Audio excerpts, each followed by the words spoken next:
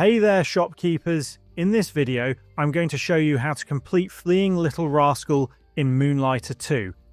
Fleeing Little Rascal is an early quest given to you by Zanny Jane at this spot right here.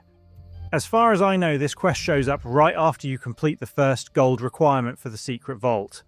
The biggest clue for completing this quest is this line. Apparently, he has a thing for high, far-off places. What you'll want to do is head over to the southern part of Tresna, near the area where you first arrived during the intro of the game. Once you get there, you'll find the little rascal at this spot. Simply hit it using your backpack attack to teleport it back to Zanny Jane.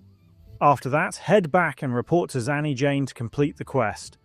Completing this quest will unlock bloblets, which provide limited-use perks that can help you out while running your shop during a shift.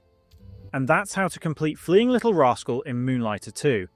If this helps you out, please drop a like and subscribe. It really helps the channel grow, and I'll see you in the next tutorial. Thank you so much for watching.